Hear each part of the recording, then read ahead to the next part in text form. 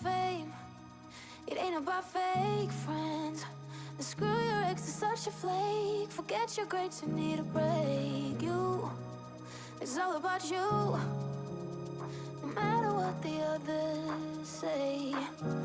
But now I'm done talking, the lights on me. I tell you, I guarantee this night's about to take a turn for the better. Now the rain is pouring and all I see is lightning around my feet. Now nothing can bring me down. I just wanna dance till my heart goes la la la. I just wanna dance. I just wanna dance till my heart goes la la la. I just wanna dance. I just wanna dance till my heart goes la la la. I just wanna dance. I just wanna dance till my heart goes la la la. I just wanna dance.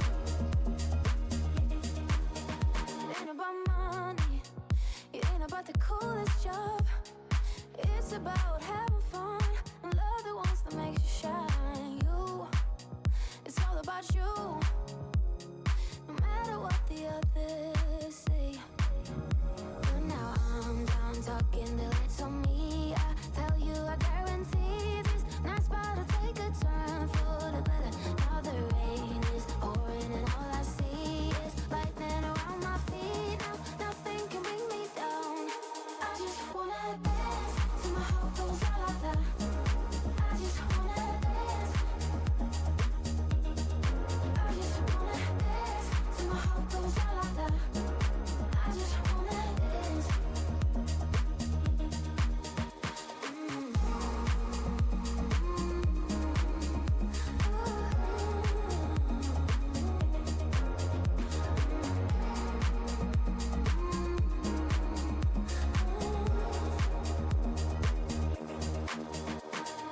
I'm done talking, the lights on me. I tell you, I guarantee this night's about to take a turn for the better. Now the rain is pouring and all I see is lightning around my feet. Now nothing can bring me down.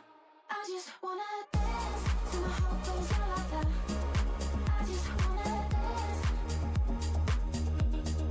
I just wanna dance till my heart goes la la la. I just wanna dance.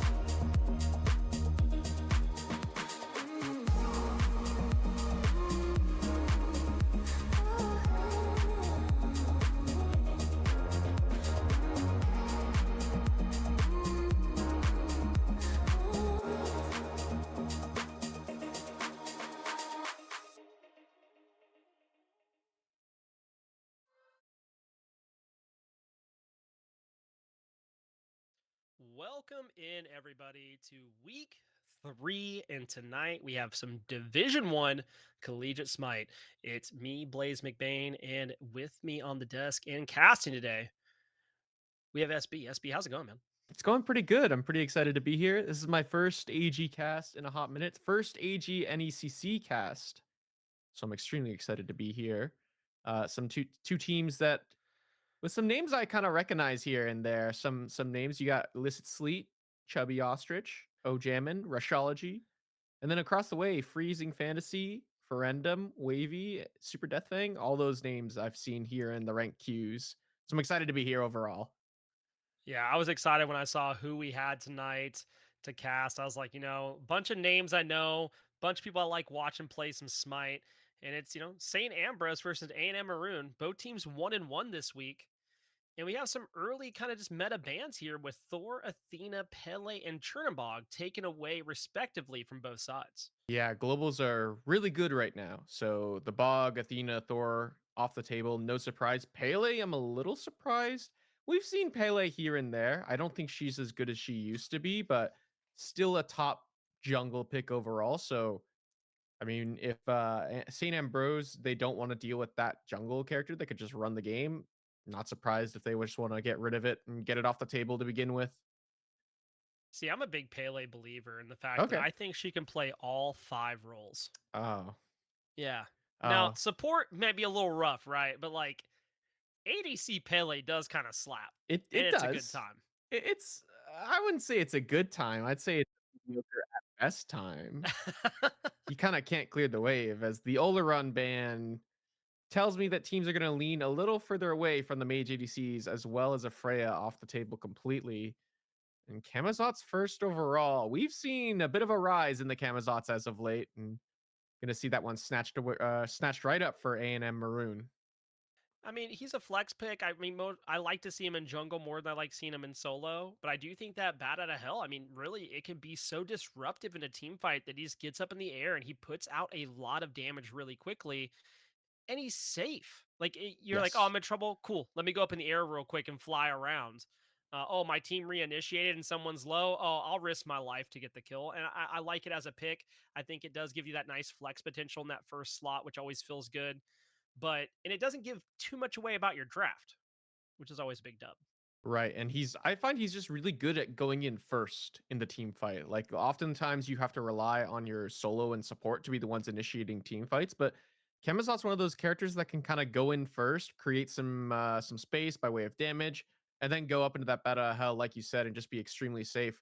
I also think he's a solid pick into the Baba Yaga as well, because she's so sort of safe and tanky, you can afford to stick around her a little longer. So picking it first overall, it is what we see locked in here for the St. Ambrose team. They go with the Sun Wukong and the Baba Yaga in their top two.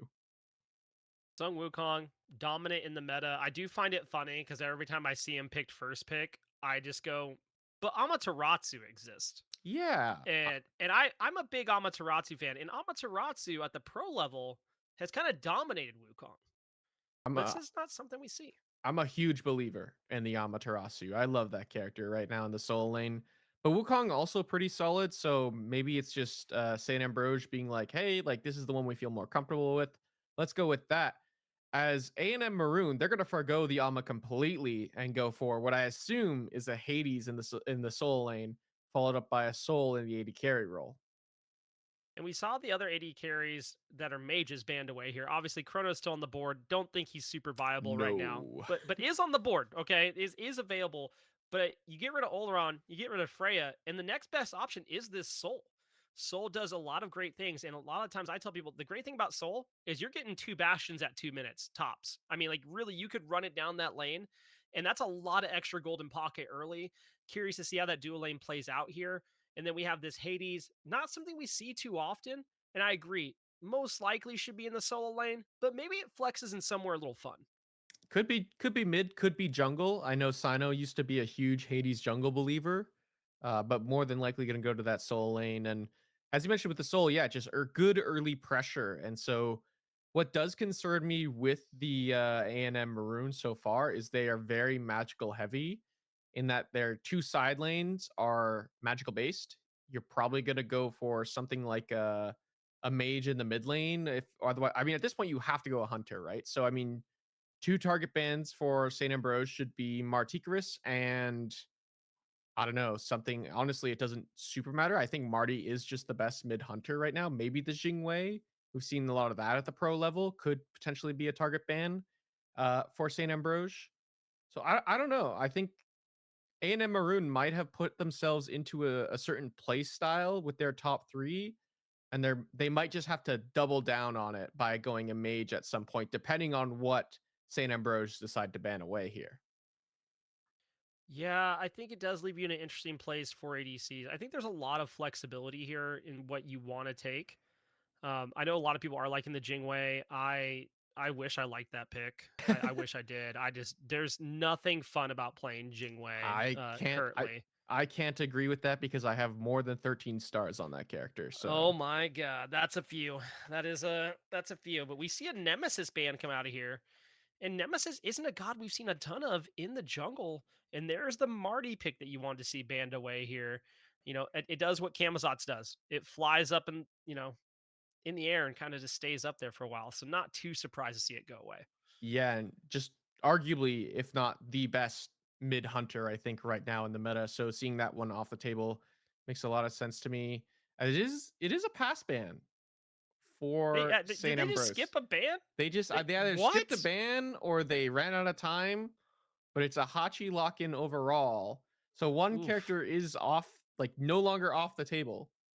as we do see the Nem and the Lance taken away off the table from A&M Maroon. Hachi lock in safe, a strong AD carry in that mid to late game. Struggles a little bit with the wave clear levels 1 through 7, I'd say. Yeah. So I think playing for that mid to late game will be the play, as is I think the way that this Saint Ambrose composition wants to go with so far. I'm just really surprised to see the Hachi pick here. It is safe. I just don't I feel like there's something else that could have fit in with your comp, maybe a little bit differently when you have Ganesh and the Yaga. But I don't hate it. Like you are safe. You get to rush it down with the horse or run away. You do have that part of it that feels really good, along with the attack speed buff.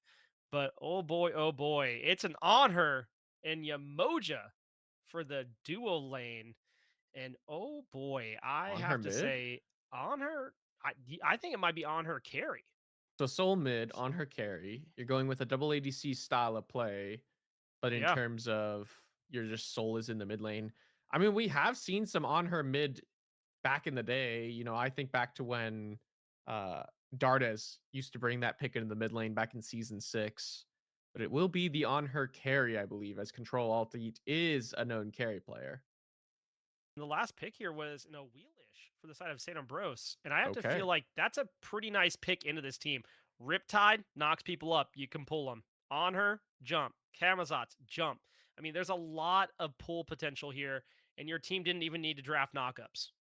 Yeah, I think the Awilix is a direct response to that Yamoja last pick overall. And just a reminder, Awilix can, I believe, pull Hades out of his dash. I think Just so. yeah, despite him going under the ground, rather it being a knockup, you could still pull him out of that dash. So I quite like this Awilix pick. Last overall, I think if you are gonna pick Awilix, that's when she needs to be picked because not does struggle a lot with certain draft strategies. I think from on both sides, you need a lot on your team, and the enemy team needs to have a lot of dashes or have a lot of knockups, or self knockups, I guess you could say, by way of the Yemo 3. So I do like when it's been picked. Is it going to be able to hold up against what A&M Maroon have? I think is another story entirely, to be honest. I have a question for you before we get into this game. All right, let's hear it. Do you think everybody's going to cook? I, you know, I currently play in another league right now, and my jungler always forgets to cook. It's a constant reminder with him. Every single game, the start of every single game, we have to remind him to cook. Be like, Gatto, you gotta cook, man. I think Jesus. everyone will cook, but I wouldn't be surprised if we see someone not cook. I watched someone not cook and then double down and just Oh, didn't cook for like the whole game. And it was wild. I'm like, you backed. It's free gold. And it's a free passive if you play. I mean, it's just an added bonus, to be honest. I wouldn't be surprised if. I mean, why wouldn't you, right? And if you Yeah. forget, you can always back to base when you get your first back to acquire the recipe that you need. Yeah, I think it's one of those things. It feels good when you have it, feels bad when you don't, and then you get reminded, either by us as casters or by your teammates. Whichever happens, it's the way of the road. But we're gonna head into here to game number one of A&M Maroon versus St. Ambrose. SB, who you picking? I mean, personally, I'm gonna go with A&M Maroon. I like the double ADC so far. As actually, we are currently in game, and as you mentioned, two people are not cooking.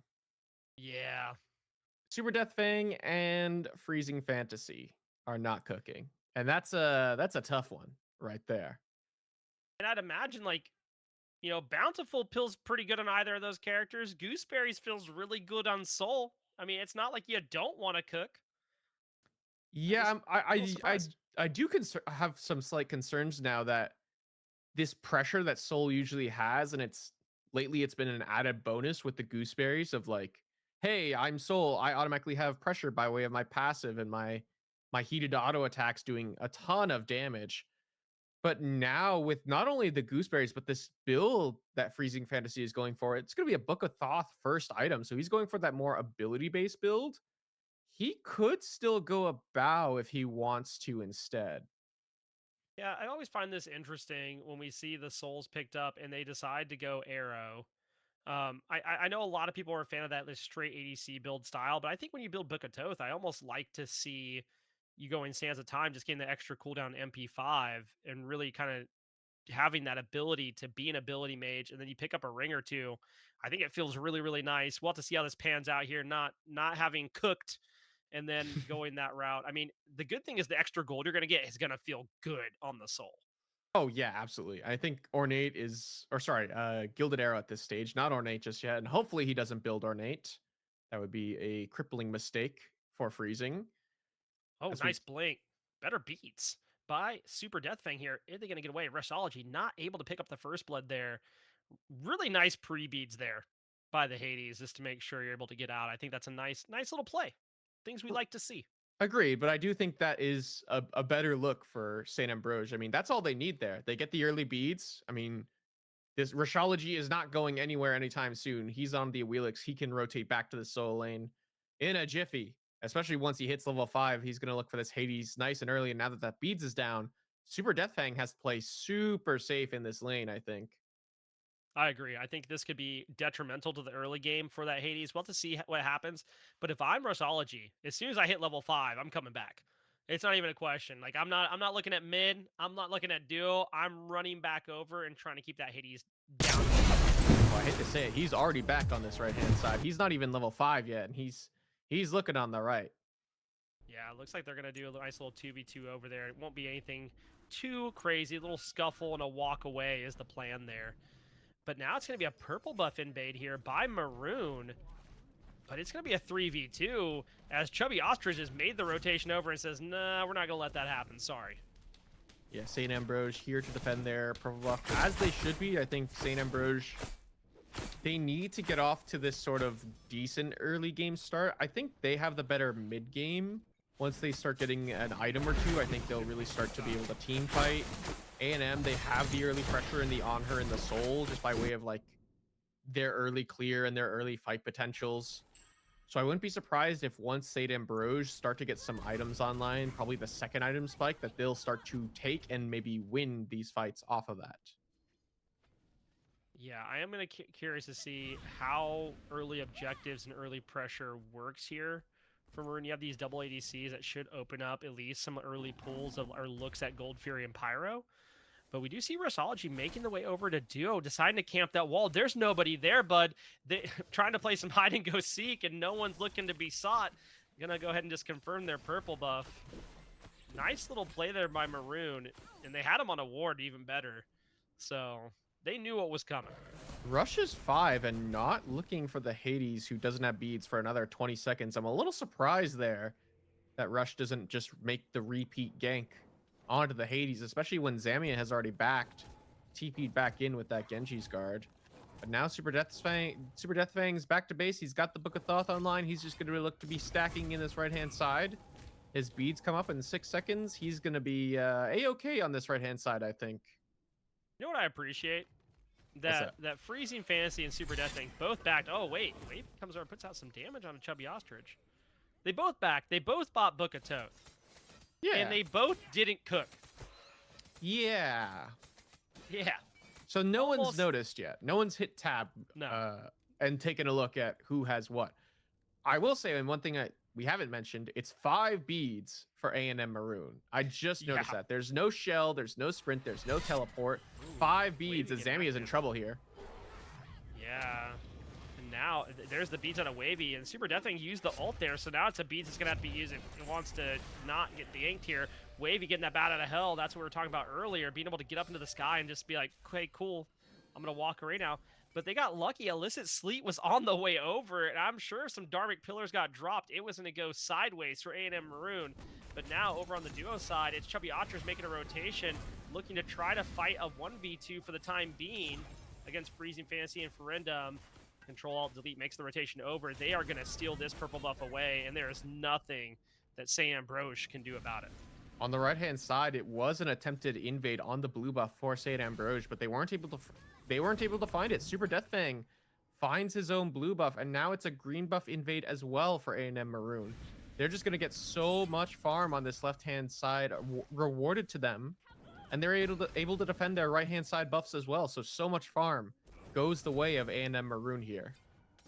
I mean, you're talking about 1,300 gold or so in the favor of Maroon right now, and all that's happened is they've been able to invade camps. Yeah.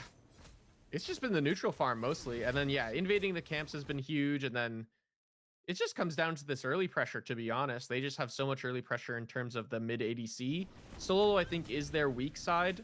Arguably, the Hades doesn't, he doesn't have great pressure. Mid to late, he can kind of one-shot someone. But right now, he's just a Hades. He's just going to focus on getting those stacks for now. But this on her has kill potential onto just about anyone on the map right now. Look to take the 1v1 there. Control, delete, using those dual tactics. Must have been playing a lot of on her lately, you know what I mean? Able to step up to an Awelish for free there. Kind of crazy. Level 7, now level 8.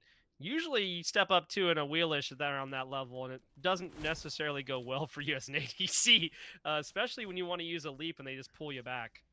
Yeah. They must know something I don't. You don't want the Awelix on your side of the map for sure if you're an ADC. You kind of just want to avoid and that goes for any assassin really. You kind of want to be playing away from the assassin as much as humanly possible because those characters are designed to kill you. If it's not the assassins killing you, it's the tanky OP frontliners.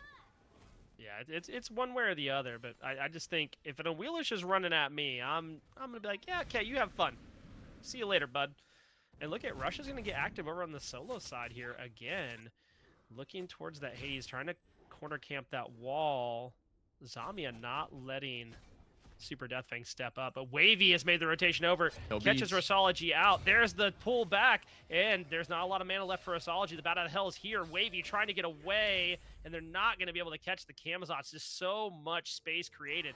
But now it's a 3v1, and I don't even know if Super Deathfang knows the trouble that's brewing over by the blue buff. It's going to get invaded. And Illicit Sleet decides to leave from behind the tier 1 tower. I was waiting for a Dharmic Pillars to come out behind and then a jump over the wall, but they decide not to commit to that bit.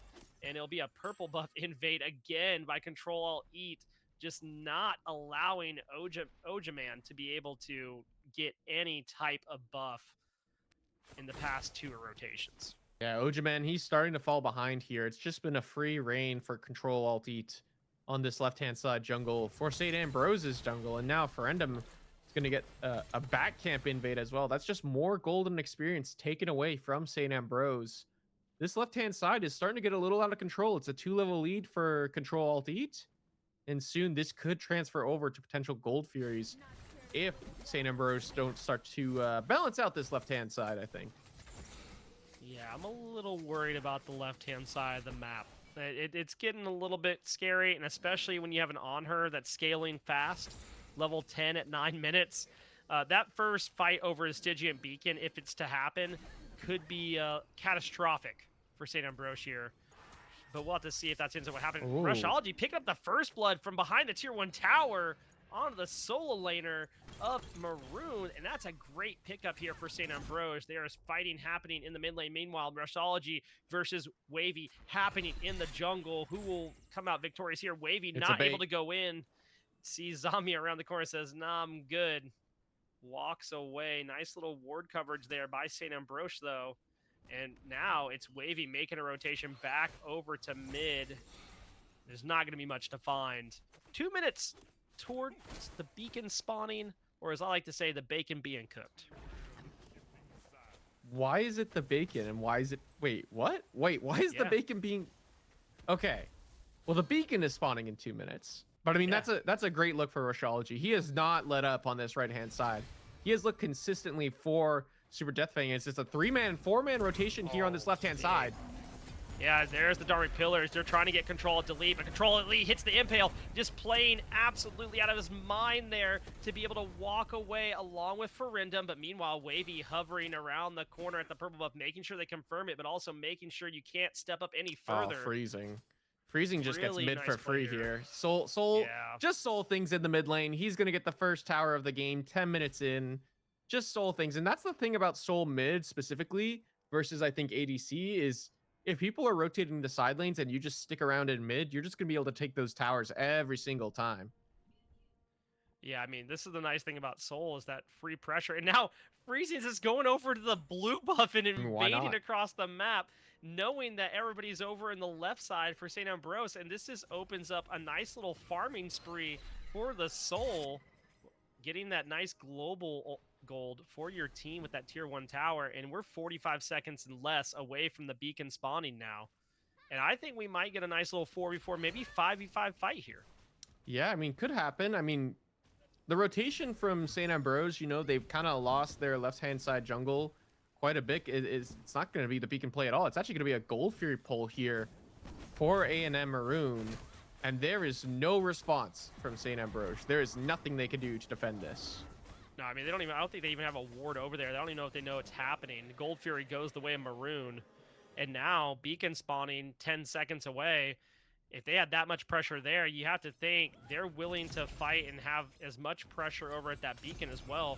Right now, it's just freezing over there. Freezing's under fire here. Oh, that might have been a drop there by Illicit Sleet. Had the Dharmic Pillars, didn't throw it out early. And I think they could have taken out the Soul there. Now, here comes the lifesteal. And Chaos just gets the beacon for free. St. Ambrose walk away with that like it was nothing.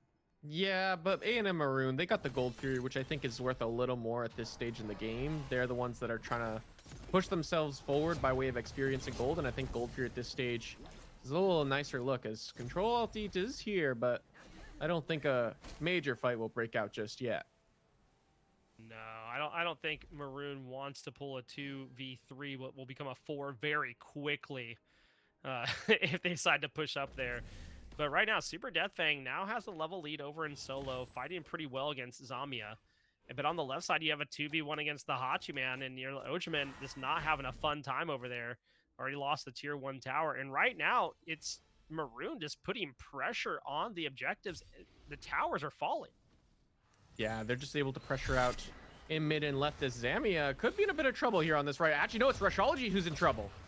Oh my goodness, that was a good ult by Super Deathfang. Ends up falling to the tower damage. Brushology is going to be the next one on the list, though. And now it's Freezing, chasing down Zamia. Can you finish off the kill onto the Wukong that no longer has an ult? So far, the answer is no. Oh my goodness, the chunk down there as Illicit Sleet is on the rotation over, looking to try to put pressure onto the Soul, and it doesn't matter. The Freezing just doesn't care, just starts auto-attacking the tower and baits Illicit into stepping forward there. I'm not sure they knew Wavy was still there, but it is low health bars on the side of St. Ambrose, and it's going to be a free tier 1 tower for Maroon here.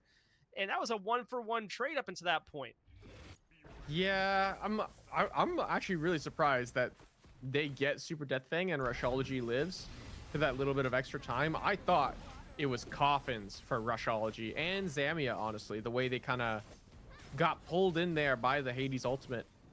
But I mean, they managed to get another good kill onto Super Deathfang, who is started to get a little out of control on this Hades, but shut down yet again, and so he won't be farming for a hot minute. But the tower does go the way for A&M Maroon, so despite being a 1-for-1, it's A&M Maroon who come up again with another objective. Yeah, I mean, now we're seeing this XP and gold lead kind of spiral a little bit. Gold, you know, at almost 6,000 gold at 14 minutes. There's been 3 kills. Yeah, and there's been 3 kills. I mean, like, where is it coming from? It's just objectives and towers. They right now, there's Bastion still in mid and in duo for Maroon. Ojamin has a full Devos, a tier 2 Executioner. Meanwhile, Control Alt Delete has a full Dominance and an Executioner. Like, the gold lead is pretty absurd as Deathfang gets pulled in here. Could be in trouble. Yeah, I mean, I think Rushology and Zamia are going to run this down. They don't care about the ultimate. Oh, They're maybe going to not. put him down and send him to the gray screen. Oh my god, no way! Super Deathfang turns it around on Rushology. I changed my mind. I cast her, cursed that man. Oh my god, Zamia flies away. Holy. I mean, what more is there to say, as Illicit Sleet will also fall caught out in the jungle, and 15 minutes in, this should be a Fire Giant pull with 2 members dead, and Zamia having to back to base. All 5 are here. I mean, there's nothing really St. Ambrose can do here. They're going to have to just spread out on the map and really focusing on farming, I think, right now. A&M Maroon, they're making this look really easy, to be honest. They're they're playing kind of out of their minds right now. Ojaman got a Bastion, looking for more over in the duo lane. And I have to see, does he commit? No, Ojaman decides to back and not get the second Bastion and put pressure on the tower. Just worried about the rotation that could happen and would have happened. And now it's going to be a free Gold Fury here for Maroon as well from the looks of it. I mean, I think the only thing you could do right now, and Rushology is on the way. We saw Deathfang beads in that pretty early on last time around. He's going to look to gank Super Deathfang yet again, see if they can secure the kill this time around. I mean, I look, it has to fall sooner or later. There's the ult. Surely he dies this time. Okay, he does. I was like, if this man turns it around again and deletes Rushology, I have a lot of questions heading into game number 2 when I'm talking about picks and bans in this Hades. I'm actually surprised at St. Ambrose, despite getting that pick, that they don't group to defend this tier 2 and left. They're going to keep split pushing and focus on trading. But I mean, you get that kill, and I mean, Deathfang, he's got what, 4 items right now? He's a big part of A&M Maroon's lead, despite the experience leads on the rest of the map. He's got a huge gold lead for himself. The rest of the A&M Maroon have not backed yet. Right now might be your best opportunity to fight as 5 into the 5v4. And this is what Zamia wants to do, but Rushology, he's off split pushing right now, focusing on getting that farm onto himself, but I'm not sure how much further ahead you're really going to get. Oh. Control delete. Hello, is this a bait? Like, I'm so confused. Just standing up there, back at the speed. There's the beads, ages to walk away, and the rest of the team is now running it down, trying to make their way back up. Illicit Sleep just under absolute duress here. Pops the Dharmic Pillars, but it's not going to matter. Dies before the rivers come crashing down, and the tier 2 tower now being looked at here from Maroon. They're going to try to poke away, but St. Ambrose, there's nothing they can do. This is going to be devastating. They're going to push a Phoenix here, and they might be able to get it. It's a 5v4 for the time being, and still, there's a lot of gold in hand for Maroon. Yeah, they haven't backed yet, so this might be a little too risky, as Control has no relics, get pulled back in. Still alive, but Chubby Ostrich will find that one. Firing down, finally comes crashing down, taken away. There's the blinking by Rushology. Zamia, they're looking for Super Deathfang. There's the beads, there's the ultimate. It's not going to be enough. Ojaman on the board with the Hachiman, and bite off a little bit more you could chew there was Maroon. They will get to back, and they will get to spend some of that gold. Freezing Fantasy doesn't plan to let go of this tier 1 tower. It says, you guys can go for Pyromancer if you want, but I'm going to keep this tier 1 up and head over to Beacon.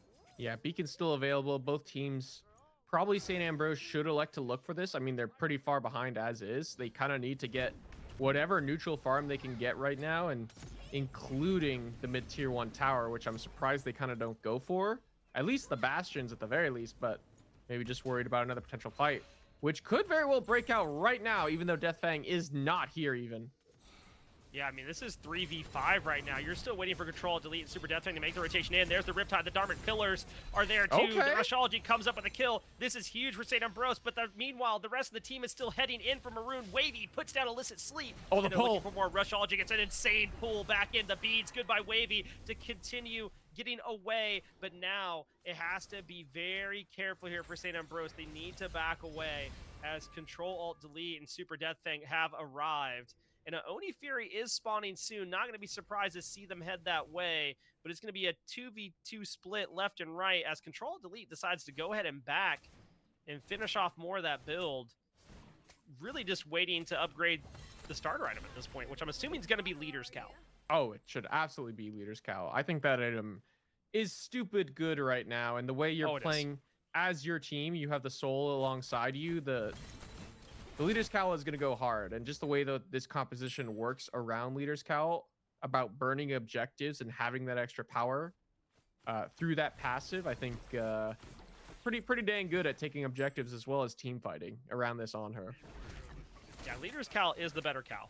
There is no way I'm being convinced that attack speed is better, because it's better for the ADC, and that's about it. Yeah, you have 2 mage ADCs, but still giving power to your whole entire team comp just feels good. Oni Fury is being pulled here right in front of Illicit Sleep's face. So they do have to worry a little bit about Dharmic Pillars coming up. But look at the rotation here by St. Ambrose. They're coming around the right side. Might get a little bit of a flank going as they're wanting to get that vision on the Oni Fury. I mean, I think they're aware that they got it, but then they just backed off. I think they could defend this here as pull back in on nice a Friendum. Pull on a Friendum. This is huge for them. They're trying to get the emoji. The Rivers are crashing back down. Just gave them a little bit of time here. Zamia comes in with nice knockouts, but Chubby Ostrich is in trouble. Control, delete, hit the delete button instead this time. And now Illicit Sleep's in trouble, falls down to Freezing Fantasy. So far, 2 for nothing. Super Death Fang, super duper low. It might be able to get away here. Zamia trying to chase him down and take him off the board. OG Man gone, and that is 3 for 1. That's now 2 in favor of A&M Maroon for now. Wavy is the next one down, 3 for 3, and that was great for St. Ambrose here to turn that around after being down a couple early on in that fight. I mean, the fact that they're even able to compete right now in this game is pretty absurd. I mean, they were down 7K gold lead as they're still looking for more. Soul only has that beads available to her. And Zamia and Rush, they are hunting here. They do have to be a little bit careful. They just need to make sure Good stun. Rushology doesn't catch out by the CC here, and there it is. Great damage off. Oh, and there's the immunity. They're waiting for it to be popped, and Freezing Fantasy is in so much trouble, but is able to pick up Rushology. Oh, and no. now is able to turn it around. Zamia has to run away. What a play there by Freezing Fantasy on the Soul. What looked like an absolute death gets turned around for a kill. No anti-heal. No anti-heal against this Yamoja and Soul, who are just have so much healing in their kit, and then the items that the Freezing Fantasy has built on the Soul, the Bancroft's Talon, the Typhon's Fang, and the Polynomicon, just so much in-kit healing on this Soul. It's going to be really hard to knock her down, I think, if you don't have any anti-heal. And Maroon are just going to go ahead and pull another FG, and they have Soul tanking it, which is wild. They can do that. Oh, 100%. She's fine, you know? She uses the 3, and you got Control now tanking it, but I mean, they're just gonna be able to zone, and Zamia's kind of here. He might look. Yeah, he's looking to try to get a steal, isn't able to do it, and now the good thing is Zamia can get up in the air, you can fly away, not in too much trouble here. Ambrose just has to walk away yet again. Zamia's clone just running it down, you know? We love Wukong clone. I mean, that's my favorite part of Wukong clone, is he's just gonna run it down. I just send a spawn of myself to run it down, which is a dream come true, to be honest. Going back to that fight real quick, Zamia, I mean, he puts in so much work for St. Ambrose. He makes a lot happen. He gets those 2 kills, and then Rush is able to clean up the 3rd. I mean, just by way of this Wukong creating so much space, he buys his team a lot of time. Very unfortunate that St. Ambrose's backline dies as early as it does. It kind of gets caught in that weird and awkward scenario, but I mean, Zamia, he buys a lot of time. Rush is able to clean up 1, so they keep the game somewhat even at that moment, but A&M Maroon, they get the Fire Giant here. Not EFG, so it's not a game-ending potential just yet, I don't think. Unless they wipe them here, obviously. No, I think we still have some time here. I mean, that's the second Fire Giant at 23, 24 minutes, which is kind of insane. I mean, the first one was at 15, so. Yeah, this gives them a nice bit of room here. As long as they have a nice defense with this, you know, Baba Yaga, Ganesha, gets you nice space control, and then you can pick a target and delete them between Rushology and Zamia. It's just a fact of getting someone that steps out of the way. 18 seconds on Freezing Fantasy's beads, and I think that's kind of what A&M Maroon are waiting for right now. They're waiting to see if someone steps up. They're going to get this 3rd beacon of the game, which should be the Titan spawn, I believe. Yes, it should be at this stage in the game. So they're just waiting for that Titan. Do you think they should grab it? I think so. You think they should? I think so, because if you wipe people here, you can end the game off of it. But you can't, because the Titan's going to marching down the lane. Oh, it's going to march down the right lane too, which is not the lane that you want it in, honestly. You want it here on this left-hand side, but also could create alternate pressure on this right-hand side. So, yeah, maybe a bit of a mistake there by A&M Maroon. Maybe they just kind of siege here, see what they can get, and then go to the right-hand side towards that Titan beacon area, and then get the beacon, get the Titans on the map, and then push down on this right anyways with Titans. So it's possible. Oh, the fight has started. Ferendum gets active early here and got 3 members in there, and a Super Death Tank comes in. Ults, the bird's gone. Wow. And meanwhile, so is Illicit Sleet and Zamia. Oh my goodness, they go in, they get 2 immediately, and now the birds are going to come crashing down here as Maroon walks into the mid-Phoenix. It's gone. And I imagine they head right over to right lane, and I don't know if they go straight for a Phoenix. They might just go for the Titan instead. And it looks like that's going to be the call here by Freezing Fantasy and Control Alt E. They don't want to cut it off in between the Phoenix and Tier 2. They want to wait a minute. Definitely a wise decision. Rusology, Chubby Ostrich are stepping up here. It looks like Freezing Fantasy and Control Alt E might try to play a little bit of a game of standing around the wall and see if anybody steps up. Mess around and find out might be the approach here. I mean, you still have Fire Giant for a hot minute here. You can definitely push this right-hand side down.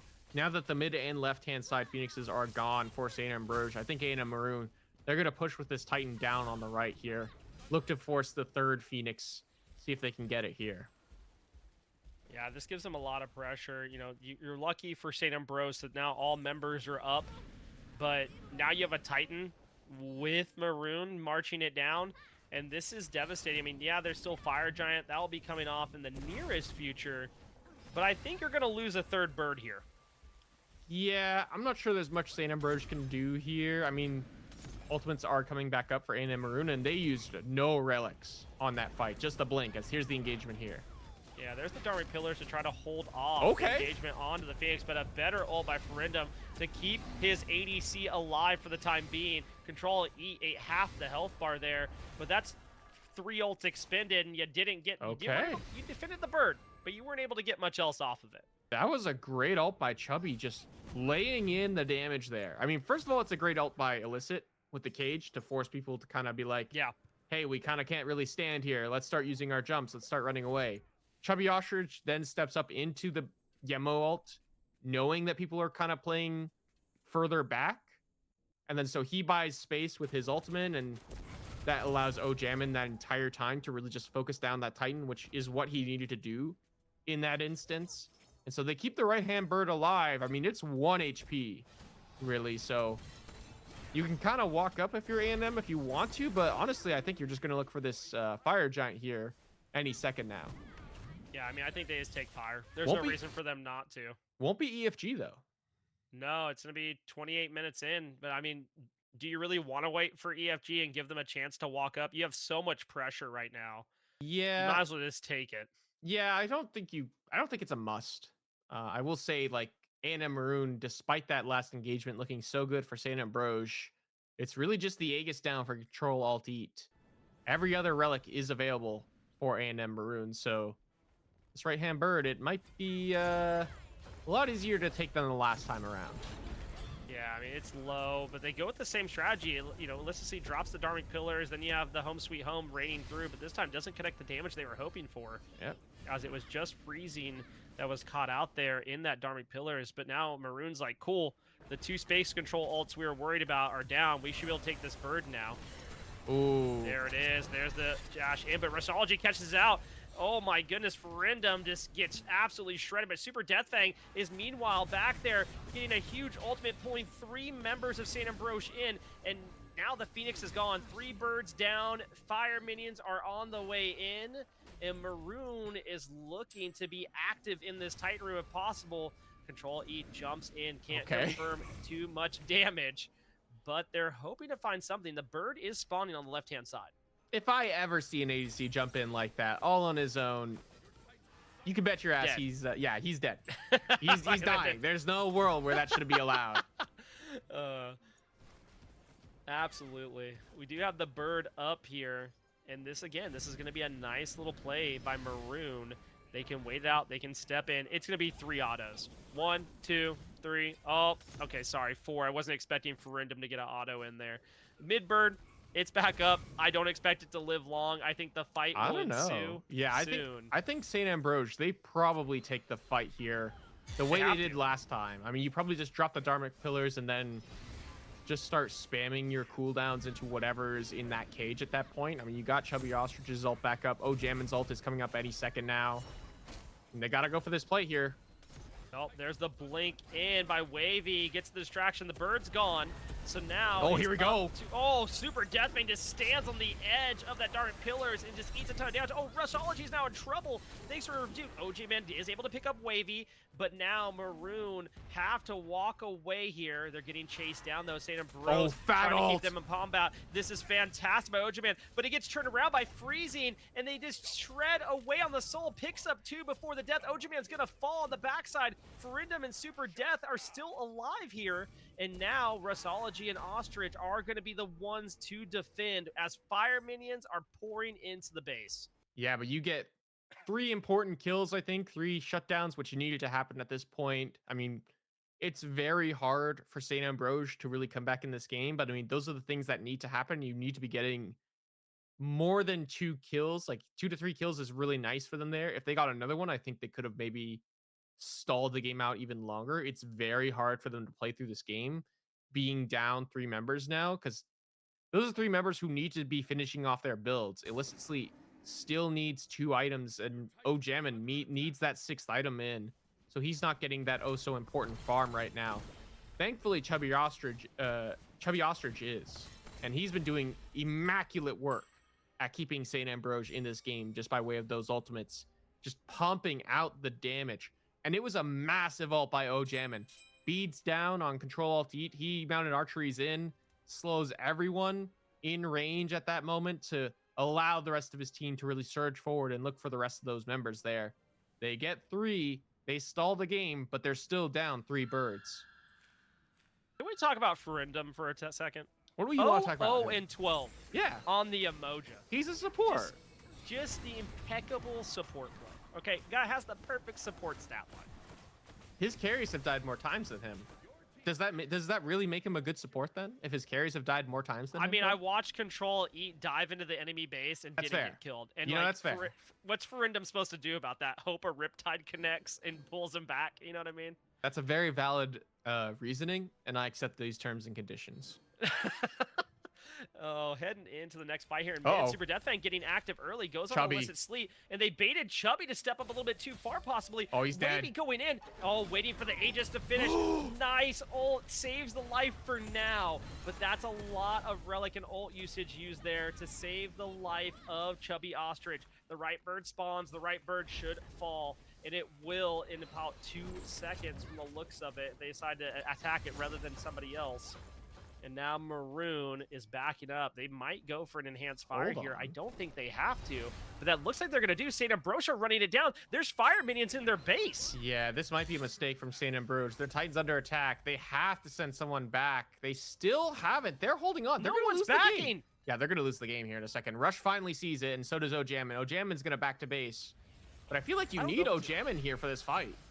Yeah, you do, but like there was 2 fire waves in your base. The Titan has 0 health. The Titan has nothing. If it gets looked at funny, it's going to die. Meanwhile, the fight breaks out, and there comes the Supernova. Oh my goodness, Freezing just go absolutely insane with Wavy there as Ferindum blocked off the way out for St. Ambrose. And now A&M Maroon are running towards the Titan room. The Titan has no health. Freezing Fantasy says, we don't need more kills. I'm going to put this down, and takes the Titan out.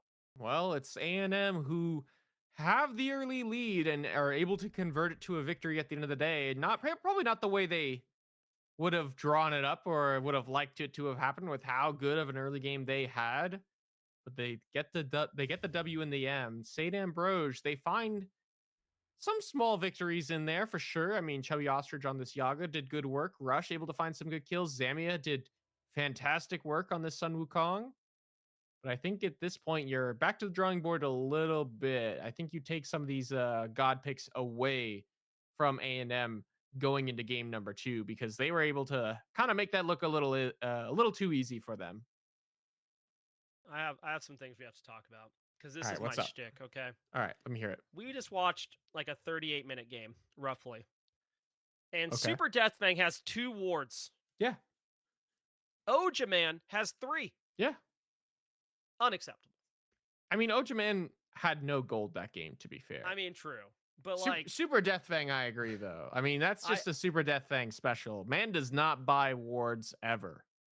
Here's my thing. If I get to the end of game 1, right, and I see how many wards are placed, I look at my jungler, I'm like, yo, you know who to gank next game. Okay, That's you know true. who, That's because true. they don't have vision of what's going on. I mean, wards win games, so surely if OJM warded more, they would have won, right? Maybe, I don't know. There was a lot of early pressure put out there by Maroon. I There just was, have there to was. always I have to point out the wards because I find it mind-boggling sometimes how few there can be.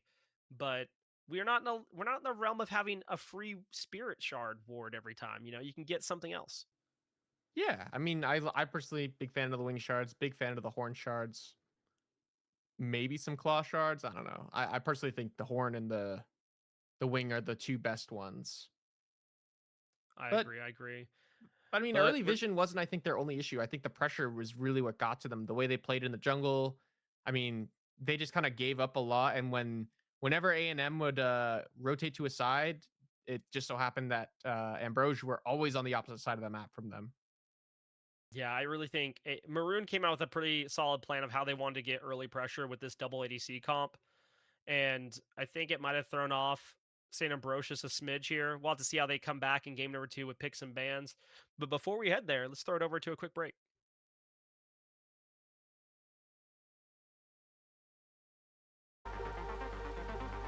Come on, let's just lay it down.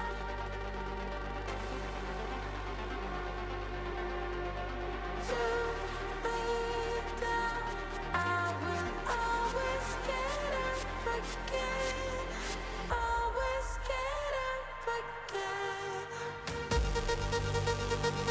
again.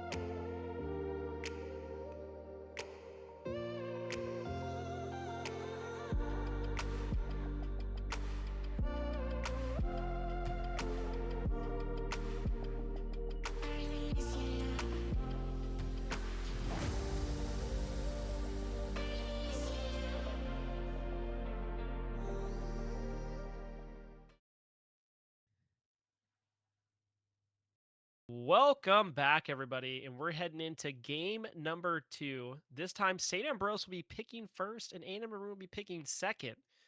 SB, do you think there's going to be an advantage for St. Ambrose having this first pick slot now?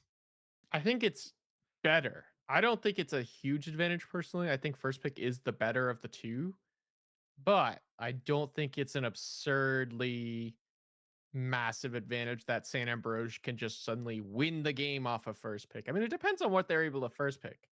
If they first pick something like Freya and they can lock in a Turtlebog as well in the next two, I think their chances of success are great. However, both of those are off the table. And so now we have to think of what else they could potentially first pick. I wouldn't be surprised if maybe it's something like a Kamazotz or a Baba Yaga if Kamazotz is banned away, which it is. Yeah, I wouldn't mind seeing Chubby go back to the Baba Yaga, honestly. What about Ryzen? How are you feeling about Ryzen as a late? I think that could be a fun time. Yeah, I mean, I think Raishin did go through the last draft, if I'm not mistaken. He It wasn't did. banned. He wasn't banned top three. I don't hate the Raishin. I don't love Raishin either, though. I don't hate him, but I don't love him. I think he has his place where he's so good he can out pressure just about any mid laner. He has really good 1v1 potential against most mages. But when he goes up into his ultimate, he's really easy to dive. It's really easy to Yep. dive on top of him. His dash is very susceptible to getting canceled. I think he has some huge like advantages, but also some very huge disadvantages as well that you have to be aware of. So things like the Baba Yaga, the Nuwa, personally, I'm a big fan of right now. I think those are the better options compared to the Raijin right now. See that? I can see that. I'd love to see a new one. I'm always a fan of seeing that come back. Now we've seen some buffs head that way. But the bans are pretty much the same, minus the Kamazots being banned this way this time around by A&M. So it's a Wukong picked up again by Zamia. Okay.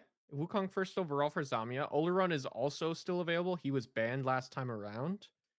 He was banned away by A&M Maroon. So they let that one through this time around, not letting the Kamazots go their way.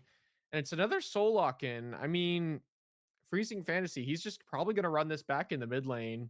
Just free, easy pressure for him most of this game. In the mid lane, yet again. Yeah, and this is the nice thing about picking up Soul is you can see the some parts of their draft and be like, okay, well, I like this better in ADC. We pick up a different mage now, or maybe we go physical in the mid lane. It does give them a little bit of options of how they want to approach this draft, which is something I like to see. But we're still waiting to see what's the other lock in here for A&M Maroon. And if you see the Soul, I think at this point you probably want to grab your solo, but no, they're gonna go ahead and double down and say, hey, it's on her Soul again. I mean, just free pressure in both those lanes now. I mean, the mid soul and the ADC on her just had infinite amounts of pressure last time around. I mean, what does O Jammin pick that's easy? He's going to be able to like combat this on her. I'm not so sure. I think at some point you might just have to say heck the laning phase and really focus on that mid to late game. But if you can ever get there, at what point do you need to be like, hey, what can we do? Maybe pick something that just kind of fast clears the wave from a distance, like a Marty, maybe? I know I'm kind of stretching, but I'm really thinking of like, hey, what can they do to really combat the play style that A&M had last game? The only thing I can think is Oleron's still available, and I don't think he's great into Yeah. on her, He's not. He's but gonna he's he gonna have a does really have a rough good time. he does have a really good team fight that they could play off of. It's going to slow that Soul down and things like that. But I mean, I just think it's a tough time when you see Soul on her on the enemy side because Oleron is going to get ran at even in his ultimate because on her just ults him down. And now I'm sitting here and I'm just like, man, if I knew on her's picked, what am I playing? Ye- Especially into this Soul, I think is the bigger issue here. Wow. It is going to be an Oleron Yamoja lock in though. So I do like that combo quite a bit. I do like Hmm. the Yemo Olo combo of like the big, huge, massive ultimates that cover over half the lane. Yep. I don't like Oleron into the on her. I think he's gonna really struggle. However, is Chubby Ostrich gonna potentially pilot this Oleron in mid? Could be a potential as the Shiva's locked in as well. This And Oleron is not gonna have a good time. that's how I was gonna say. I think if you're gonna pick the Oleron here, it has to go mid. I think it fits better there against the Soul than it does against the On Her. But now that Shiva's locked in, Shiva could go three places, most likely going support or solo, but could flex to jungle. I don't think he's very good there right now, but we'll have to see. The Lancelot banned away yet again here. For those that don't know, Lancelot's good ever since they fixed his MP5 problem. Yeah, I mean he's a solid pick now. I think he's also really good into the Yola run as well. Yep. You know, that big massive CC moon ult that's really good at diving him. And so surprised that A&M elect to ban that one away as the Hades ban.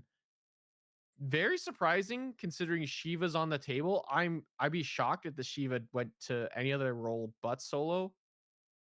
So I'm not entirely sure. I mean, this tells me that maybe Saint Ambrose have this idea of where the Shiva is going compared to us. Because personally, I think that's an easy lock solo. So to ban away a Hades tells me maybe it's not so much an easy lock solo lane pick.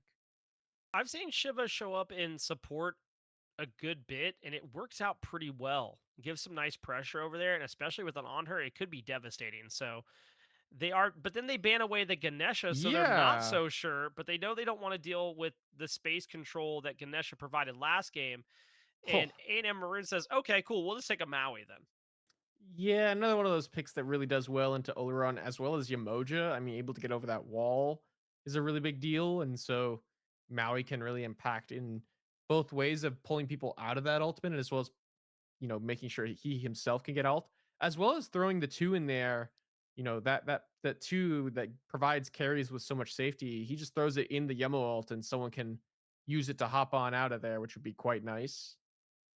As we do see some more bans come through, Sasano off the table, so an assassin pick still in the cards for Saint Ambrose. They're really going to think about it here. I mean, I would still personally like to see the Oleron go to mid lane, maybe get OGM and something else that can provide some pressure. And it's a rat hover for Rush and a Scylla hover for Chubby Ostrich. I don't know how I'm feeling about these two picks.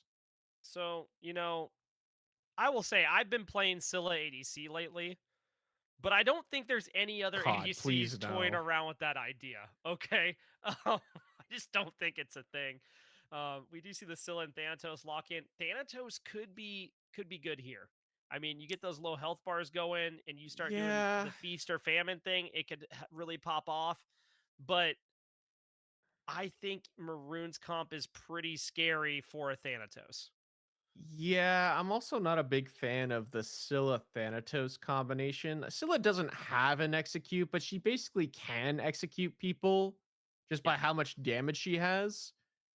And do you really want like these two people kind of going for like the same target? Like maybe you just have Chubby Ostrich have all that damage to whittle someone down, and you have Rush clean up a target. But I feel like this mid 2v2 is gonna really struggle. I mean, maybe he's just there to get the Scylla to late and be like, hey, Scylla late game will carry. Scylla, by the way, is actually pretty solid into what say A&M Maroon have as a composition. Yeah. It's not the end of the world. I think she can really thrive against this composition, especially against like the double auto attackers where she can just throw stuff over the wall while they have to be like line of sight on a target. But I I'm I not a like the fan of the Scylla pick. Thana. I I do as like well. this. Yeah, I like the Scylla pick. Thana, I'm iffy about. He's so feast or famine, like where if he doesn't get going early, it feels like he bogs down your team. So that's the one thing I'm worried about here. But on the other side, we see Wavy lock in the Raven. Yeah, which is just gonna run at this Thanatos, I think, most of Yeah. this game. Curious to see Yeah, if you guys says a little bit more bruiser than, let me delete you. We'll have to see how that goes. That's the way I like to play Raven. I like to go a little bit more tanky. Especially in this comp where you have these double auto attackers, really playing protect the backline sometimes works out really, really well. I can. I don't mind the Ravana. I mean, I quite like the Ravana pick here because I mean, it's just like so much get out of jail free card Yeah. potential for a character like that, and with how much damage I think Saint Ambrose have, it's a really good idea. It's really good against the Oleron as well. Like all these characters are good against Oleron except maybe Soul. Soul is the one character who you're here who might struggle against the Oleron. And I think that's okay because you have four other targets that can deal with him pretty well. So Jammin, I don't think it's gonna have a fun time this game. No, I think it's gonna be rough. I mean, like you said, you have to worry about that, but overall, I think it's okay. Before we head into game number two, I do have to remind everybody that AGL has weekly tournaments. And if you're thinking about them as much as you think about the Roman Empire and its glorious aqueducts and army formations, perhaps the marvel of self healing concrete, come on down and pretend you're a gladiator in the Colosseum in a 1v1 duel tournament this Saturday, the 28th, or go out to Roman Conquest on your own 5v5 draft conquest tournament on Sunday, the 29th. You can find those signups and check-ins over in the AGL Discord, and they happen at 4:50 p.m. each day. I I was not mentally ready. I was not mentally ready for that Roman Empire joke. Oh my god. That is I'm not gonna fantastic. lie, I really was just gonna bait you and be like, "Hey, what are your thoughts about the Roman Empire?" I would have But told you straight up. I don't ever think about the Roman Empire. Not a fan of the Roman Empire as we do get into our game, and I'll tell you who's not thinking about the Roman Empire right now. It's St. Ambrose. They're focused on this game and this game only, as they need to get back into this best of 3 set with a win here in this game.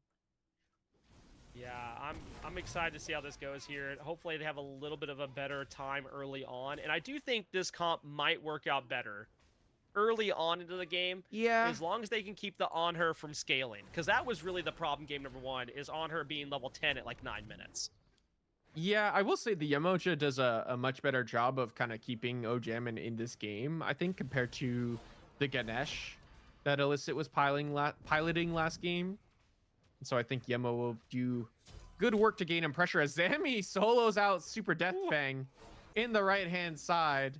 That's just, I mean, Zami had a great game one as Ojamin pushes out Control Alt D, who's stepping forward into some auto attacks. A little spooky for him. The question really is here for you is, what do you think about Soul with Blue Bluff as Wavy gets aggressive here, chases down Chubby and Russology? They'll have to walk away. And that should be the it of that fight. I mean, there'll be a little bit of poke here at the waves, but I don't think we'll get much else. But Soul with Blue Bluff, how you feeling about it? I mean, Deathfang just got soloed. Did Death grab something else? I feel like we're missing something here. I think Freezing accidentally grabbed Blue. Yeah, but I believe the speed buff is still available on that right Oh, hand 100%. side. 100% it is. So what are we missing here? You know, there wasn't enough mana. I don't know. Did Death have red? Did Death have red and we missed it? That would have been funny. I didn't get to catch it. We do have a little bit of fight, a little skirmish here over in the duo, if you will. And Ojamin and Illicit Slee are in trouble as Wavy makes the way over and puts down the Oleron in a great impale, but just can't finish the kill. His Control Alt Delete on her. Rushology now making the rotation over on the Thanatos. I think it's a little too late, and they're fighting over the shield buff. Is able to steal it away, but nothing else will come of that. The good news is everybody cooked this game. That is a good sign. I mean, Super Death Fang and Freezing Fantasy learn from their mistakes this time around. Gooseberries for the soul. We have way more kills than we did at this point in the game. Well, that's true. What was it? 15 minutes in, we had a fire giant, and it was 3-2 or something like that. It was 2-1. So we're kills on the board. We're halfway. We're over halfway there already at 3 minutes in. Good showings here so far. And I do have to say, so far, Ojamin's actually not having a terrible time. And yes, is taking a fall, but does have the little bit of an XP lead over in the duo lane on this Oleron. So it's not going terrible just yet. The bleeding we saw early on in the game number one is not happening right now for St. Ambrose. So that is a good sign for this game. Yeah, I think the bleeding, if it is going to happen this game, it's going to come from the mid lane. Freezing Fantasy on this soul yet again. It's going to be able to pressure out Chubby Ostrich. We saw it not too long ago. He's farming this left-hand side right now, but not too long ago, he was just pushed up in that mid lane, sitting on the tier 1 of Chubby Ostrich, just being like, I dare you to step forward towards me. I know your jungler's not here. What are you going to do? You're just an early game Scylla. And that is going to be Chubby Ostrich's issue in this early game, is the Scylla is not good in the early game, very good in the late. So has to get there first overall. Going to really struggle, I think, if A&M Maroon just continued to step on the gas the way they did in that game one. Rushology just walking in. Oh, they're looking for more. Oh. Isn't able to hit the root is Chubby Ostrich. Freezing Fantasy will get to live to see another day. But Chubby Ostrich does have a slight XP lead here. And so that's something to keep an eye on. Rushology now rotating over to Duo that now Wavy is back. And Has there's ult. no help for Control Delete if he decides to step up. There's no wards there. Control Delete looks at the 1v2. And Rushology's just going to walk away for now from the looks of it. Yeah, I mean, Control Alt is pretty safe in this lane. The On Her has the CC immune ultimate and a jump available to him. There's no Wheelix in this game, so it's gonna be hard pressed to really lock down this On Her. Yeah, I think the problem here is like you have to get on her low and then you have to commit to the dive because he's probably going to be able to leap back to his tower. So that's things to keep an eye on here. As we do get Freezing. set. And, yeah, Freezing is just going to keep pushing mid. I mean, just Soul things, as we mentioned last time around. Yeah, but you know, I didn't expect Soul to have tier 1 tower like halfway down at 5 minutes this game. I did. That's just things Soul does. I mean, Freezing just kind of does things that, like, Freezing as a player overall, not the most impressive mechanically gifted player out there, but just solid and consistent, and it'll just kind of play these picks that really annoy you. I mean, who's really doing Soul mid with Book of Thoth and then Gilded Arrow and then just pushing tower at 5 minutes to just pressure out the enemy mid laner? And now they're going to pressure onto Rush. They're going to have to force out the ultimate. It Wow. gets out just in time. Woo. That could have been devastating. Oh, no. It's a TKO, but now, oh, nice root by Chubby Ostrich there. A little bit off the mark with the Riptide. And now it is a runaway for Maroon. How they didn't get hit by either of those Riptides is kind of insane. I think they got hit by the initial first one. It's still damage going into Ferendum by Chubby Ostrich. And Chubby, I mean, he did some good damage there. I'm kind of surprised with how much Scylla was able to do this early on, but I mean, Scylla's kind of swinging, and once she scales, she's going to be able to one-shot a backliner if they're not too careful. Yeah, she can just do a lot of damage. I remember I was playing a game a few weeks ago against a Scylla main in a scrim, and I got hit for bukus of damage, and I was like, how? Like, where did it come from? And we weren't even level 20 yet. Ooh, I was just like, oh, okay. Rush on to Control. He's got no mana. Oh, this is huge. They actually might be able to get a kill here. There's the beads. They're going to make use of this. Illicit Sleet's here. Rushology, hello. No. Oh, no. Falls down, and Sleet gets the kill on the Yamoja. Unfortunate. I feel like if I analyze that play, it'll come across as BM. We're just going to move on from that. I mean, they get the kill at the end of the day. Unfortunately, it does go to Illicit Sleet as it's 7 minutes in, and the tier 1 tower in mid is in fact gone. Very unfortunate for St. Ambrose. They're starting to let this early game lead and early game pressure really get to them. They're down around 1k as they're looking for the soul here. Freezing kind of steps forward. Rush is here yet again with that ultimate. They can look. This could be an opportunity for them to pick up Freezing, but Rushology is right now on those Oracle Harpies for the time being. And we'll be able to, get that XP, but then it's just going to drop back. Not going to go aggressive here. Meanwhile, Illicit and Chubby Ostrich are playing more aggressive. They're going to have to be careful of Wavy here. A nice little hook on the Sleet, and Wavy's rotating in from behind. I'm not sure they know. Now they do because he stops to take the wave. But that could have been a little scary. As now Rushology tries to go over to the speed buff, or sorry, Oh, shield he's level buff. 7. Oh no. Is able to go up. Oh, Can hold they on. get control delete? Oh, nice. They do get him low enough. Catch him on the jump down. And then there comes the ultimate for Ferendum, and Ojaman takes a fall. And that is a 2-for-1. Yeah, I mean, Rush level 7 probably doesn't want to be taking those trades right now. I think he really needs to focus on farming, but ends up taking the fight. They get control yet again, but coming away with a 2-for-1, it's Ojaman who's really going to end up suffering a lot this game from not getting as much farm as he would have liked as an Ola run right now. Yeah, and Freezing steps up there, and now Zamia just going crazy, eating a tower shot and just going after Super Death Fang. The solo lane is just a brawl. Probably just stacking free damage numbers, We love to see it from solo. there's no Discordia in the game, so why are they really fighting? You know, like let's be honest. Yeah. Like they're just stat padding at this point. There's no reason to.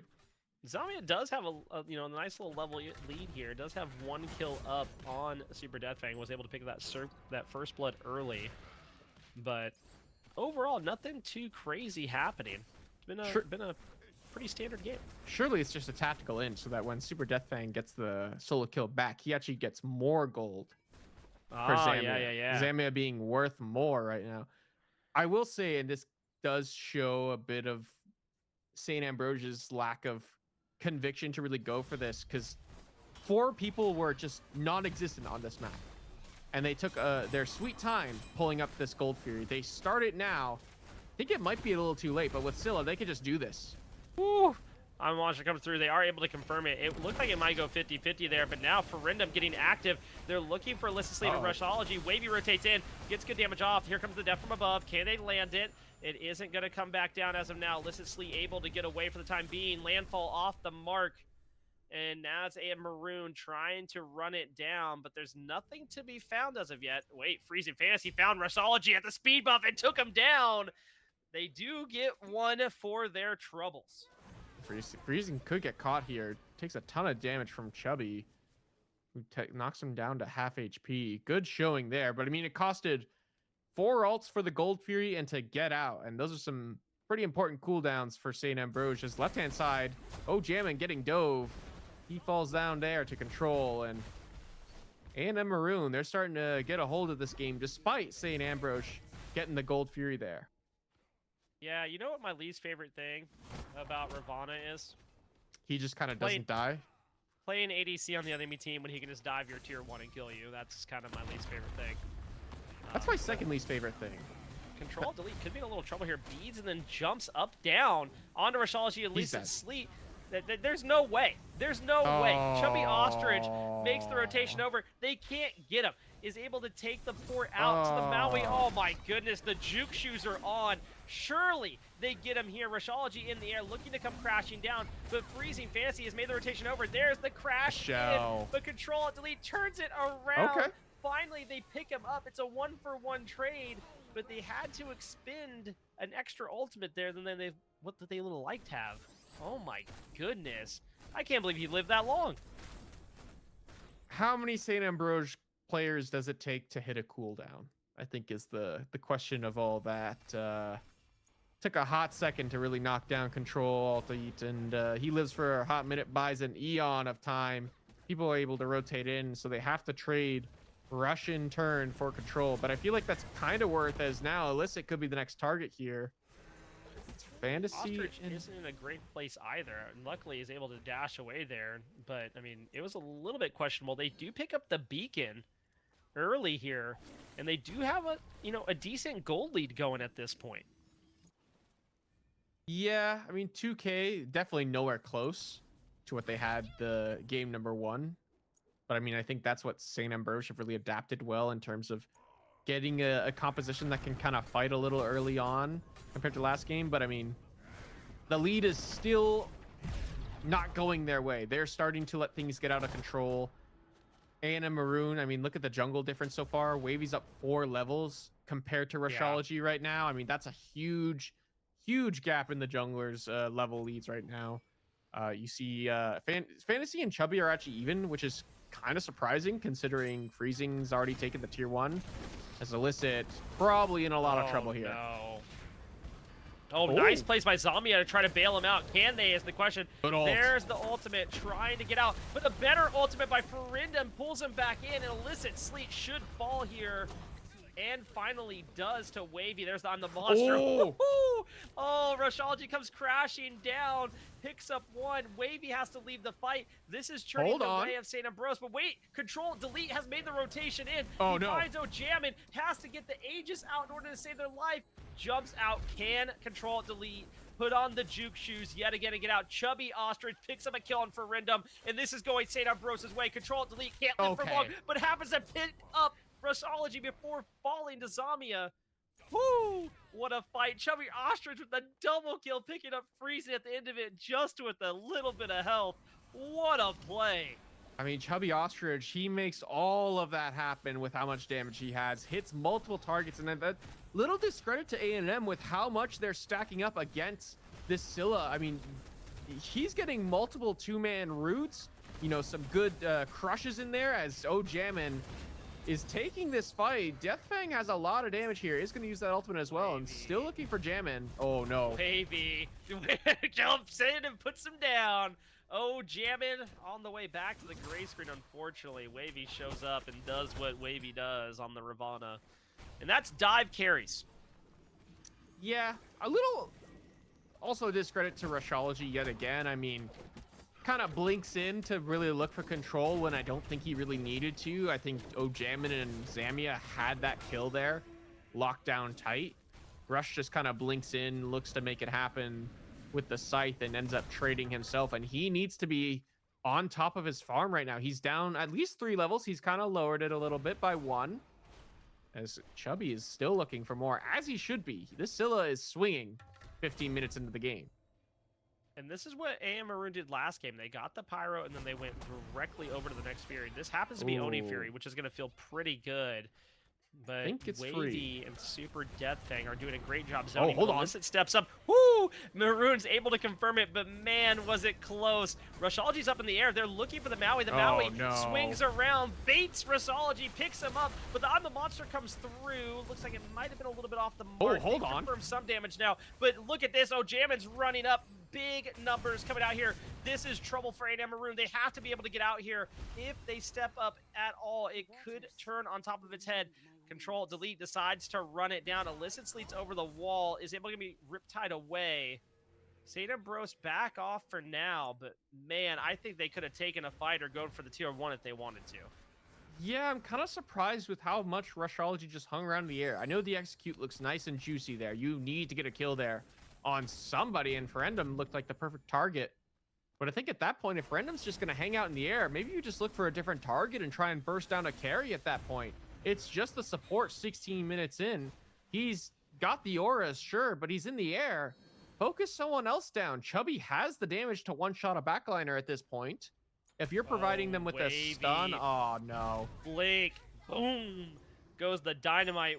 Wavy's on a rampage, running down anybody that wants to step up and even look at him with a side eye on St. Ambrose. Yeah, very unfortunate for Rush. Down 4 levels yet again. That 1 level sort of bite back is just immediately erased. And so Rush is really going to struggle this game. You know, at this point, 1-7 on the Thanatos. It has not worked out. The early game jungle, you know, monster that you expected of a Thanatos has not worked out.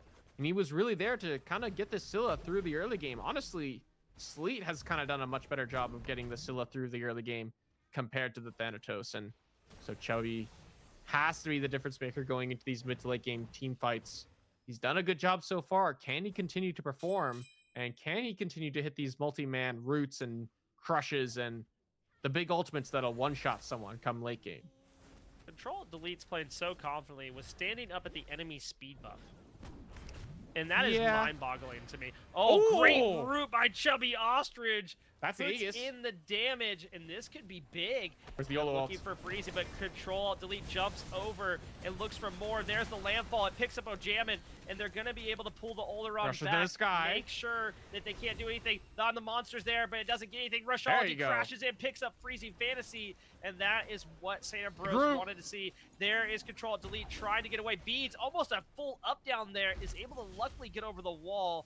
Gets the slow on the 3, but this is a scary time. Zamia teleporting in from behind. This could go very, very badly for A&M Maroon if they stick around. But no, the ship was there, running it down. Chubby Ostrich picks up Wavy. That's going to be huge. That's a great shutdown. It's something they needed to happen, but Super Deathfang is running it down, looking for Rushology. Jammin picks up Ferendum on the backside, but Super Deathfang is able to confirm Rushology. They can't get the CC onto the ship as of yet. There it is. Can they confirm the damage? Can they get what they want? The body blocks are good, but they need more damage. Chubby Ostrich is too far away, and then the solo gets out. What a great play there by Super Deathfang to pick up a kill and able to get away, but St. Ambrose just stepping up and really putting together a great team fight there. Oh my God! Sign him a check, get him on a team. Holy Chubby Ostrich, Root, and just takes out 2. Says, you want to step up? Let you find out. Wow. Chubby Ostrich finds the 2-man route onto both carries, and now suddenly A&M Maroon, Gold Fury is about to respawn. Say and Ambrose can turn their attention towards some of these objectives that have just come back up. Pyromancer as well. Fire Giant could potentially be in the cards with how you can secure with Scylla, but I think the first one has to be this Gold Fury. Maybe you convert with a Pyromancer, but the way A&M Maroon are playing for this Pyro, likely just gonna be an objective for objective trade here. I cannot stress Yeah. how important it is not to group up Yeah. when Against Scylla Scylla. can root you. Like, oh my God, dude. It was just a step forward as well from one of them. Yeah. I think it was Alt who kind of stepped a little too far forward, gets caught by the root, freezing Fantasy too close to the on her, and gets rooted as well. And I mean, Chubby Ostrich has just been on point with these combos. If he throws out a root, he's throwing out that crush on top. At the very least, he's getting some damage off potentially. And if he hits those combos like that and continues to hit combos like that, it's going to keep pumping out the damage. If we could take a look at the damage charts real quick, I am curious where this Scylla is sitting. Yeah. And yes, it is top of the damage at 20 minutes into this game with 22k. Fairly impressive for a Scylla who still hasn't hit level 20 just yet. Yeah, I mean, it's going to feel pretty good here. 5-0-3. And meanwhile, your solo, Zombie has 2-0-3. They're playing really, really well. Yes, the gold leads in favor of Maroon, but those are some great fights put together by Ambrose here, where it has to start making you think maybe they figured out the key to the team fight to maybe turn this around. I mean, the key to the team fight has just been, as we talked about in the pregame, kind of Chubby Ostrich in comparison to these line of sight characters like On Her and Soul, who are AA based characters. Scylla can throw abilities over the wall. She can throw her ultimate over the wall. She can dash over walls. She's a very mobile character in terms of how she can move around the map. She's got movement speed in the ultimate, and so it's kind of been hard to lock her down. I mean, we saw Chubby Ostrich dash in there aggressively, just throw the crush on top of himself, and knocks down, I believe it was Wavy in that moment. And so Chubby Ostrich has done a phenomenal job, as so far it's A&M Maroon who are going to aggress here onto this tier 2 tower. And they get an ultimate out of it. This is actually good for A&M Maroon. They might be able to, do something with that. Right now, they're backing off. They're trying to get him away from that tower. Wavy is positioned in the jungle looking for more, but Rushology is even further out on the left side looking for a great flank here. About to see how that pans out, as this team fight surely will happen soon. It looks like they're trying to see, can they get a pick or two and then start looking for a Fire Giant. Super Death Thing goes in, and that's basically all they're going to get out of that for that. Looks like A&M Maroon are trying to see, can they group up? Can they get a landfall that connects and pull multiple targets is the question. But Chubby Ostrich does not care. Root crush combo onto Super Death Fang, and it's a good bit of damage onto the Shiva there. And the dance continues. This is where the sustain from the Olo and Yamoja is going to start to come into play too. The crush is just going to do so much work against A&M Maroon, but they don't have the sustain like they did last game with the Yamoja. It's Illicit who's piloting it this time around, and with an Olo run on top as well. They're kind of able to take these long engagements and just poke. And anytime we're trading damage, it's really goes in our favor because we can back up and just heal back up. So Say and Ambrose, they want to be taking these long fights. They want to be taking the poke wars. And as they continue to do so, they'll come out on top. The only difference is Freezing Fantasy once again going for this lifesteal build. Just so much healing in the kit, and it doesn't seem like anyone is building towards anti-heal aside from Chubby Ostrich thus far. Yeah, and this is one of those things where anti-heal goes a long way. And I think a lot of times it gets slept on. But in this case, you look at the soul and you need it. And now just Illicit Sleet stepped up too far and immediately deleted there. By Control, Delete, and Company. But look where Wavy is. Wavy is behind. Yeah, this is a waiting bait for Chubby Ostrich to go ahead and step up too far. And they pull Fire Giant. Nice little bait there. But there is the Root Crush. And now Chubby Ostrich is in trouble. There's the Aegis. Can the Chubby Ostrich get out? The answer is no. Wavy finally able to catch him, but Rushology dives into the other side of this fight, gets put down immediately by Freezing Fantasy, and now Zamia looking to see, hey, is there a way for me to go back in? Ojaman has to fully back, and it's going to be a Fire Giant.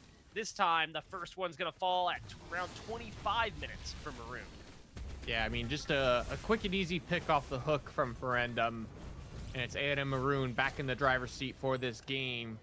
Fire Giant, you know, a little later than about 10 minutes later compared to last game when it was a 15-minute Fire Giant, the first Fire Giant of the game. Gold Fury also available, as is Pyromancer, so there's a lot of farm on the map for A&M Maroon to take and really extend this gold lead that they've just started to build for themselves. Yeah, I mean, I'm assuming we're going to see a tier Oh. 2, and they're going to go for a Phoenix in mid. Ojaman's not there yet, so right now, it's 5 members with a Titan for Maroon, and they really could go either way here. They could try to split off. They frenzy instead, and now it's the Rivers Rebuke trying to hold them in. That's a fantastic ultimate, but Wavy picks up Rushology yet again. The mid-bird's gone, but so is A&M Maroon's Titan, but a landfall connects and pulls back in Zomnia. They're looking for a kill. Wavy gets aggressive onto the carries of St. Ambrose, and now Ostrich looking to see, can I get a I'm a monster on the somebody? The answer is no. Maroon walk away for the time being. They're heading left, looking for a tier 2. Oh my god, True Control. E jumps over the wall and says, hey, saw the door open. Knock, knock. It's an on her. Yeah, nearly able to get that one. Once again, just getting away with plays where he's jumping forward in first and able to live off of that, question mark.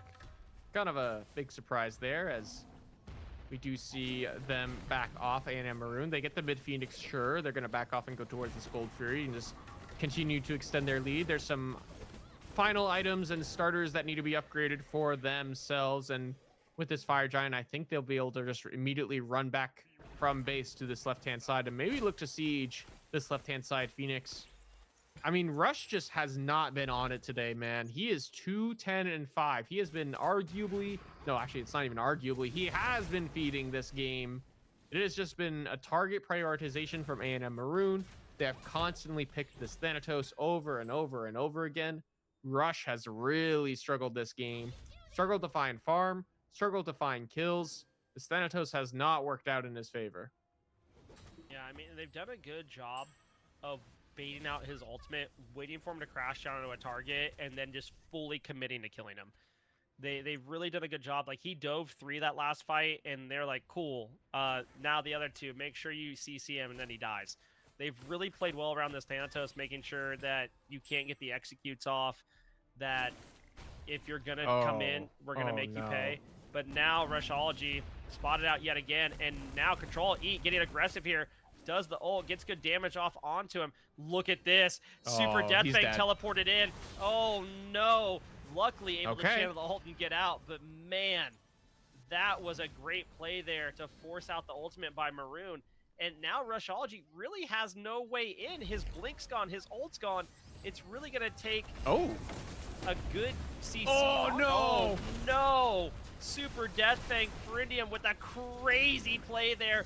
Gets the great ultimate, pulls targets back in. Illicit, Sleet's gone.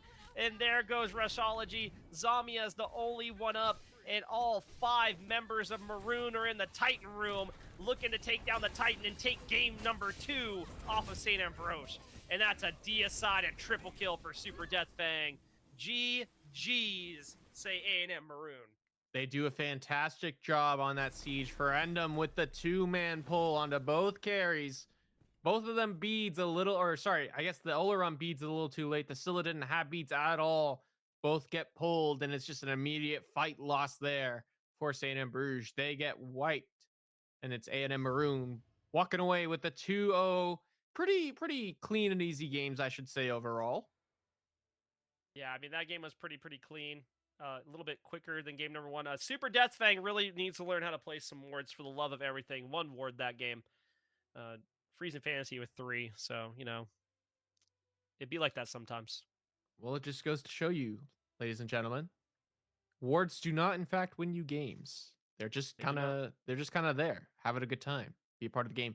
I mean, a lot of credit to A&M. I think this idea with this soul mid and then a jungler that can really run and pace make for the team has been a great look for them, both game 1 and 2. I mean, they just get so much done. The towers being taken very early on really opens up the map and opens up the potential to rotate to side lanes pretty early on. I do think the fact that both mids for uh St. Ambrose, excuse me, I just lost it for a second there, have been low pressure mids, and so it's been very hard to really fight back against the Soul. And I mean, St. Ambrose, they just kind of don't they aren't able to compete the same way that A&M Maroon did, I think. A&M looked really, really good. Shouts to Chubby Ostrich, though. Some sick plays Oh on the yeah. sill of that game. Absolutely insane.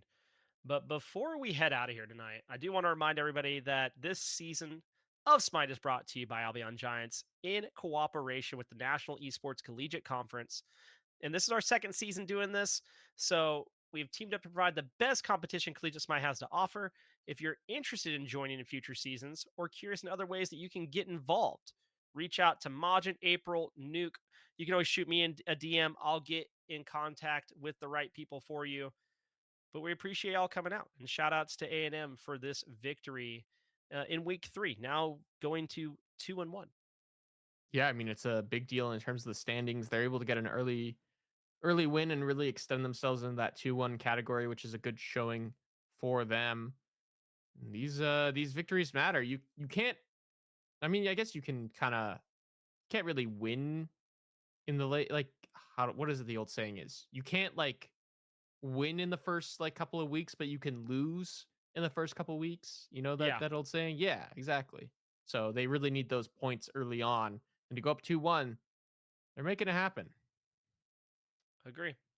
Well, we appreciate y'all coming to hang out.